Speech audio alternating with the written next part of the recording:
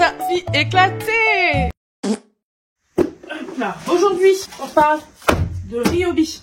Je voudrais qu'on fasse un petit peu la revue ensemble de la ponceuse orbitale de chez Ryobi. Je connais très bien les produits Ryobi pour ce qui concerne les visseuses, la scie sauteuse, le décapeur thermique, mais vraiment principalement pour les visseuses. On en a 3 sortes ici à l'atelier qui sont toujours sorties, qui servent toujours à quelque chose, parce que j'aime bien en avoir une pour visser avec mes embouts, j'aime bien en avoir une avec mes forêts, etc.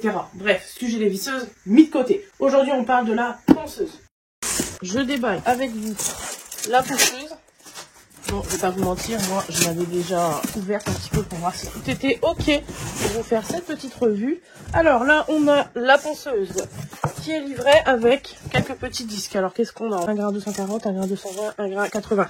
Alors c'est du papier, hein. C'est vrai que moi vous avez l'habitude de voir que je travaille avec de la maille et je vais vous faire la démonstration d'ailleurs aussi avec la maille et pas avec les papiers abrasifs. Ensuite, qu'est-ce qu'on a? Alors oui, là on a le petit ce petit réceptacle à poussière qui vient se brancher derrière.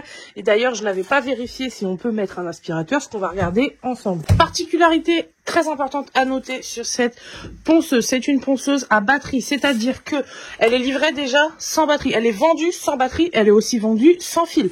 Donc, si vous n'êtes pas déjà équipé d'outillage Ryobi, ça veut dire que vous n'avez pas de batterie en stock. Ça veut dire que moi, par exemple, pour cette ponceuse-là, je n'ai pas eu besoin de racheter de batterie, puisque j'en ai déjà pas mal à la maison, étant donné qu'en général, ce qu'on achète, alors c'est ça la particularité, c'est qu'en général, tout l'outillage qu'on achète ici, par exemple les visseuses et les outils de jardin, c'est vendu avec les batteries. La particularité de cette ponceuse-là, c'est qu'elle est vendue sans batterie.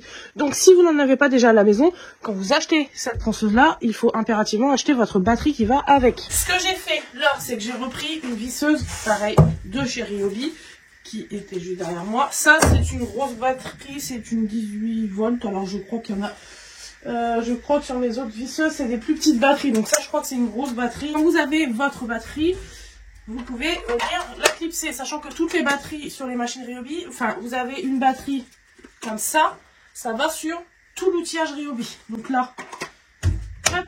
Ça, c'est ma sortie d'aspirateur. Et je voulais voir si... là, alors, en fait, je découvre le produit comme vous. Je vous dirai après ce que j'aime et ce que j'aime pas sur ce produit. Mais surtout, le sujet de la vidéo, c'est est-ce que c'est un bon produit rapport qualité-prix. Par exemple, ce produit, il est à moins de 90 €. Ça, c'est dans la gamme One Plus. Donc, vous voyez, c'est vraiment les entrées de gamme de chez Ryobi. Ça n'empêche que quand vous la portez, enfin, bon, là, la batterie, certes, non, mais vous sentez que il y a du poids. Alors, du poids, oui, mais pas trop, parce que vous allez me dire, oui, mais pour une ponceuse, c'est bien que ce soit pas trop lourd. Oui, mais c'est bien quand même qu'il y ait du lest, hein, dans la machine, parce que il faut quand même que elle ponce, mes mères. Donc là, on a ce poids qui, pour moi, est vraiment pas mal. Et en plus de ça, quand on vient rajouter la batterie, ça l'alourdit un peu, certes, mais ça vous permet aussi d'avoir ce lest qui la cloue au meuble et qui vous permet de poncer sans être complètement assis sur la ponceuse. Donc ça, je pense que c'est un bon point. Attention, je ne l'ai pas encore testé. C'est mon avis avant de la tester. Je vais aller chercher mon aspirateur pour voir si on peut vraiment mettre l'aspirateur au bout. Alors certes, il y a ce petit cache là, mais moi perso je préfère travailler avec l'aspiration directement dans la ponceuse. Pas de surprise là-dessus, peut-être que ça méritera le sujet d'une vidéo à part entière, mais je travaille avec l'aspiration de chez Mirka qui est en raccord avec ma ponceuse habituelle que vous connaissez, la Mirka. Là je vais essayer de raccorder ce branchement sur ma ponceuse, je vais voir si c'est possible. Donc la sortie de l'aspiration elle est là, ça c'est mon embout d'aspirateur de chez Mirka. Et en fait ça c'est l'aspiration, enfin c'est l'embout, je vais vous le montrer. Ça, c'est vraiment l'embout typique de Mirka. Et jusqu'à aujourd'hui, j'ai jamais testé sur une autre ponceuse si c'était adaptable. Donc là, ça va être... Je vais le faire avec vous. Je vais voir si on peut facilement le mettre sur une autre ponceuse. Donc, on revise bien l'embout. Est-ce que ça va passer? Alors, je crois que c'est franchement pas fait pour, mais... Ou alors, c'est vraiment fait exprès. Il faut vraiment... Ouais, alors, je pense que c'est... vraiment propre à Mirka. Du coup, ça va être compliqué. À moins de venir vraiment en forçant, si ça peut le faire. mais je pense très sincèrement qu'il existe des embouts vraiment faits exprès. Parce que je pense que comme ça, il va vite se raccrocher parce que d'ailleurs, vous voyez avec les rainures qui se coincent dans le meuble, ça a tendance à tout le temps se raccrocher. J'ai vu d'ailleurs un truc sur Instagram qu'il faut que j'essaie de trouver et je crois que je vous montre une vidéo là-dessus. Il existe des gaines vraiment spéciales qu'on chauffe et qui se rétractent et qui viennent emprisonner le tuyau, mais à la base ce n'est pas fait pour les tuyaux de ponceuse, mais ça marche super bien. Donc je vais essayer de trouver cette gaine là et je vais essayer de vous en parler si à l'occasion je la trouve. Bref, passons à notre chère ponceuse. Donc là, elle est raccordée à mon aspirateur. Effectivement, comme la ponceuse n'est pas de la même gamme, en fait, moi, quand j'ai ma ponceuse Mirka qui est raccordée à l'aspirateur, quand j'appuie sur ma ponceuse, l'aspirateur démarre aussitôt. Parce qu'il y a un lien électrique filaire entre les deux. Là, il n'y a pas. Ça veut dire que je vais devoir allumer mon aspirateur et ma ponceuse. Ça paraît ridicule comme différence, mais en fait quand vous passez votre journée à poncer, ne pas avoir allumé et la ponceuse et l'aspirateur, c'est quand même un sacré gain de temps. Bon là pour la démo ça va le faire, pour quelqu'un qui ponce un meuble chez soi à la maison à titre vraiment il y en a qu'un seul de temps en temps, ça peut le faire. C'est vrai que moi je préfère vraiment quand j'appuie sur ma ponceuse que mon aspirateur démarre. Comme on l'a vu, quand vous recevez votre ponceuse, vous recevez de l'abrasif papier. Moi je n'aime pas travailler à l'abrasif papier, donc c'est pas grave du tout. Je vais prendre mon abrasif maille. Donc là on a des neuves et là on a des un petit peu usagés, mais ça c'est pas grave du tout parce que même la maille usagée comme ça, vraiment on peut s'en resservir. Là c'est des 240, 220. Là il n'y a pas de souci, ça peut vraiment encore bosser beaucoup. Et là c'est du 80 tout neuf. J'ai pris ce meuble pour avoir un support pour tourner la vidéo, mais ce qui est très bien, c'est qu'en fait je dois le poncer aussi, donc on va le faire directement sur ce meuble là, le test. Je vais commencer par prendre mon grain 80, puisque c'est comme ça que je vais venir attaquer. Alors faut savoir que c'est un meuble qui est ciré. Donc ce qui est bien, c'est qu'avant de le cirer, les meubles comme ça, je vais faire le protocole habituel, sinon vous allez être perdu. Moi j'aime bien venir gratter un petit peu en superficie cette petite couche de graisse qui va rester sur le meuble. Ça c'est mon grattoir habituel, et en fait ce que je voudrais préciser, c'est que je vais me servir de la ponceuse exactement dans les mêmes conditions que je me sers de ma Mirka. C'est-à-dire que là je vais pas prendre ma ponceuse, venir mettre mon abrasif et poncer directement, parce que c'est blindé de cire et du coup bah ça rendrait pas justice à la ponceuse. Si je devais me servir de ma Mirka, c'est comme ça que je fonctionnerais. Je prendrai d'abord mon grattoir, je viendrai d'abord un petit peu gratter, vous voyez là, cette couche, c'est un petit peu cracra, mais en fait c'est ça, c'est juste de la crasse, de la poussière, de la cire ou de l'huile qui a été mise sur le meuble, et tout ça au fur et à mesure des années, ça s'est aggloméré et ça fait cette pâte. Sauf que cette pâte là,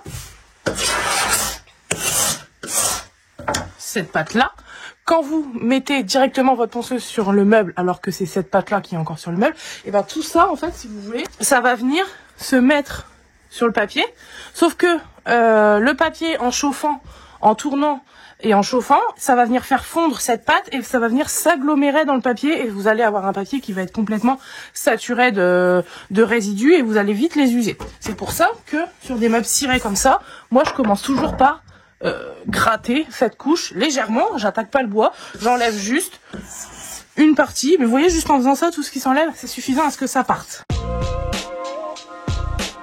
J'ai terminé de gratter une partie de mon meuble, donc là je sais pas si on va voir, mais en fait ici c'est pas gratté, ici c'est gratté. J'ai quand même enlevé tout ça, juste sur ce petit élément là, donc tout ça c'est ce qui va pas venir saturer mon abrasif, donc ça hop on jette. Voilà. Ensuite, là vous pouvez prendre votre grain 80, voilà, le mien est tout neuf là pour le coup, voilà, le mien est tout neuf, et on va pouvoir venir placer l'abrasif sur sa ponceuse. Donc là voilà, là c'est un petit scratch. Alors si je dois vraiment parler du velcro qui est là, c'est pas un velcro de compétition. Ça veut dire que si vous protégez pas avec un pad de protection, je vais vous montrer ce que c'est. Voilà, un pad de protection, c'est ça. Celui-là, il a déjà un petit peu servi. On met son petit pad de protection. C'est important parce qu'en fait, ce pad de protection va venir clairement allonger la durée de vie du plateau d'origine de la ponceuse. C'est-à-dire que, à force de poncer, votre velcro, il fera plus le boulot de velcro. Ça veut dire que quand le pad est foutu, bah, vous changez un pad à 3 €. Alors que si vous faites ça avec votre plateau, c'est 45 € un plateau. Voilà, à peu près. Hein. Donc, comme ça, ma maille, elle accroche bien au velcro. Très important, on porte un casque et on porte des gants. Moi, je mets mes petits gants d'hiver parce qu'il fait pas chaud à l'atelier. Voilà, je mets mon casque et je vais pouvoir venir mettre en route ma ponceuse. Le bouton, il est juste ici. Je ne vois pas de variateur de vitesse. Il n'y a pas de variateur de vitesse sur ce modèle-là. Maintenant, ça ne veut pas dire que ça ne va pas faire le job. Écoutez, je vais la mettre en route tout de suite et on voit ce que ça donne.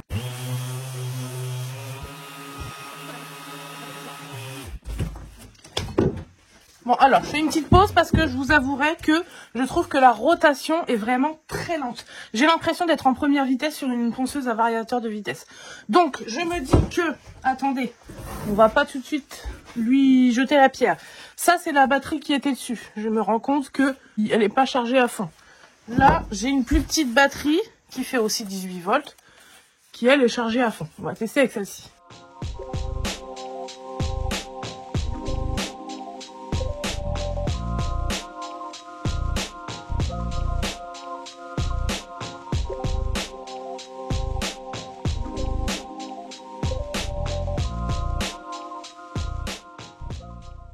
Bon allez, j'ai tout éteint, j'ai enlevé mon casque, j'ai enlevé mes gants. Alors certes, c'est lisse, c'est décapé, par contre c'est extrêmement long. Tac, tac, tac. Bon, je vais me dépêcher de vous faire le bilan sur ce que j'en pense parce que j'ai plus beaucoup de batterie dans la caméra. Voilà, ce que je pense c'est que... comment dire, déjà je vais débrancher la scie pour l'avoir mis en main, je vais retirer la batterie. Donc la particularité quand même de cette batterie là, de cette ponceuse là, c'est qu'elle fonctionne à batterie. Donc j'ai regardé un petit peu combien de temps on peut s'en servir. Avec une batterie pleine on peut s'en servir 50 minutes d'affilée. Ça c'est ce qu'on nous dit officiellement dans la notice. Je n'ai pas testé sur 50 minutes. Là ce que je voulais voir aujourd'hui c'est est-ce qu'elle est malléable, est-ce qu'elle s'utilise bien, est-ce qu'elle est pratique, etc. etc. On va commencer par ce qui va. Donc, je trouve que la prise en main elle est vraiment bien. Il n'y a pas tout ce... Elle est quand même assez facile de prise en main. Ça, il n'y a pas de problème. Ce qui est bien, c'est que la sortie qui est là, on peut quand même adapter des aspirateurs dessus. Alors, je pense que ça dépend vraiment de l'embout que vous avez sur votre aspirateur, mais vous pourrez quand même toujours adapter un aspirateur dessus. Donc ça, c'est une bonne chose. Le fait qu'elle soit à batterie, vous n'avez pas tout ce fil quand même qui... Enfin, tu me diras, bah non, ça veut rien dire parce que si tu la branches à ton aspirateur, au final, tu as le fil quand même. Donc, je pense que pour une utilisation vraiment, pour une faible utilisation, pour des tout petits travaux de ponçage, je pense que vous embarquez sur un meuble entier avec une ponceuse comme ça va être long. Attention, je dis pas que c'est pas faisable, je dis que ça va être long. Et du coup, ça va aller côté bien, c'est faisable de faire un meuble entièrement avec. Voilà, maintenant, ce qui, moi, me dérange, je vais les mettre de ce côté-là. Donc, ce qui me dérange, c'est que les OPM, c'est les rotations par minute, qui sont à 2000 rotations par minute. Faut savoir qu'une ponceuse, on estime qu'elle a une bonne rotation, des bons OPM par minute, quand c'est à partir de 5000. Voilà, donc celle-ci elle est à 2000 et ça par exemple c'était un paramètre que j'avais pas, je m'étais pas renseignée dessus là avant de m'en servir aujourd'hui, c'est-à-dire que là je viens de prendre le carton, j'ai regardé un petit peu parce que je trouvais ça bizarre que visuellement on voit que la rotation elle rame énormément et on voit aussi que quand vous posez la ponceuse en route sur le support, ça rame encore plus. Donc ce que je vous dis par là c'est que la rotation ne se fait quasiment pas. Alors certes il y a cet effet de vibration qui aussi décapte. Mais pour moi, l'un ne va pas sans l'autre, en tout cas sur une ponceuse orbitale. Peut-être que je fais erreur. Mais voilà, ça m'a dérangé. En fait, je pense que je suis énormément habituée à la ponceuse professionnelle qui, elle, il va, je sais pas combien de tours elle a par minute, mais ça vaudrait le coup de regarder pour que vous compreniez la différence.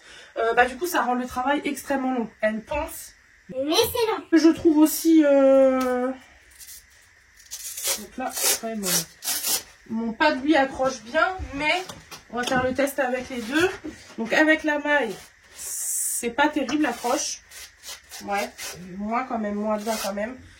Et avec un papier, je veux dire, c'est pas... Quand on est censé quand même galérer un peu à l'enlever. Avec un pad qui fonctionne bien. Voilà, on galère un peu. Enfin, on galère pas, mais vous voyez que c'est quand même plus robuste. Au niveau du scratch, c'est... Protégez-le, parce que sinon vous n'allez pas aller loin avec le pad là qui est dessus, le plateau il va pas aller loin si vous mettez pas un pad dessus, c'est sûr que... Bon après si vous mettez vous faites qu'un meuble, je pense que ça fera le job. Si vous avez 4-5 meubles à faire, mettez un pad dessus, je vous le recommande fortement. Voilà, donc moi mon réel problème avec cette ponceuse, elle fait le job pour des petits travaux. Mon réel problème c'est les rotations par minute, enfin 2000 tours c'est pas possible.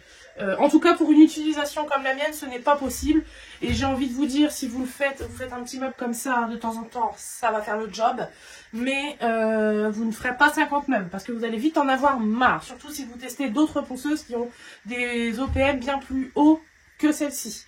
Donc, est-ce qu'on est sur un rapport qualité-prix qui vaut le coup? Elle est à moins de 90 €.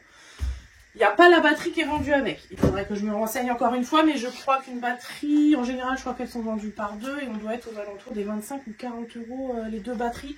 À confirmer, je vous mets l'info juste ici, au cas où je dis une bêtise. Je ferai une petite voix off pour vous dire que j'ai fait une bêtise.